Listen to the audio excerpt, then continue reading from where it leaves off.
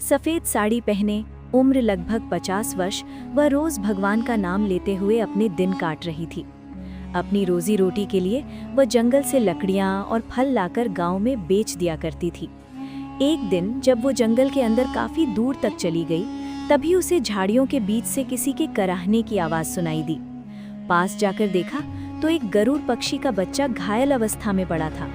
उसके पंख टूटे हुए थे और शरीर पर गहरे जख्म थे। ब्राह्मणी का हृदय द्रवित हो उठा। उसने कहा, हे नारायण, इस जीव की रक्षा करना मेरा धर्म है। वह गरुड़ के बच्चे को गोद में उठाकर अपने झोपड़ी वाले घर ले आई। कई महीनों तक उसने उसकी सेवा की, जड़ी बूटियों से उसके जख्म भरे, दूध और फल खिलाए। धीरे धीरे गरुड़ का बच्चा स्वस्थ होने लगा। साल बीतते गए। वह गरुड़ अब बड़ा हो चुका था, लेकिन कभी भी ब्राह्मणी से दूर नहीं गया। वह उसे माँ कहकर पुकारता, मानो उसे सब समझ आता हो। एक रात पूर्णिमा के दिन जब चारों ओर चांदनी फैली हुई थी, तभी झोपड़ी के भीतर एक दिव्य प्रकाश फैल गया। ब्राह्मणी घबरा गई। तभी उसने देखा कि गरुड़ एक अत्यंत सुंदर युवक के रूप में उसके सामने खड़ा है। ब्राह्मणी भय से कांप उठी। युवक ने चरणों में गिरकर कहा, डरिए मत माँ, मैं वही गरुड़ हूँ जिसकी आपने सेवा की है। मैं इच्छाधारी हूँ। ब्राह्मणी की आंखों से आंसू बहने लगे। आज से तुम ही मेरे पुत्र हो।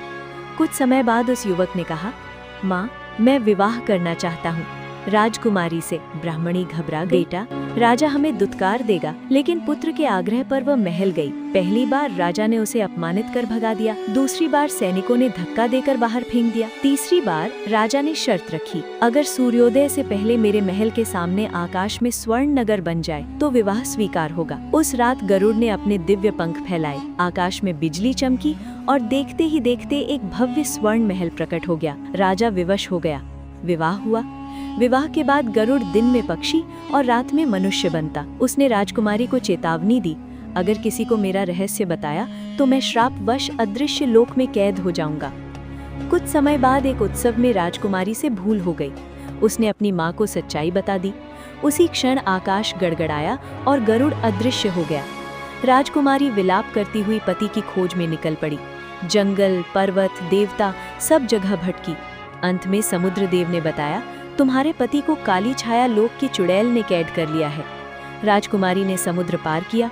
चुड़ैल ने उसे पकड़ लिया और अपने घर ले गई। वहां पिंजरे में कैद गरुड़ ने अपनी पत्नी को पहचान लिया। चतुराई से राजकुमारी ने चुड़ैल को भ्रमित किया। अंत में गरुड़ ने बूढ़े का रूप धरकर चुड़ैल को ताबूत में बंद कर आग लगा दी। चुड़ैल भस्म हो गई। गरुड़ श्राप से मुक्त हो गया। दोनों वापस अपने राज्य लौटे और जीवन भर प्रेम और धर्म के साथ राज किया। इस प्रकार सच्चा प्रेम हर श्राप, हर अंधकार को मिटा देता है।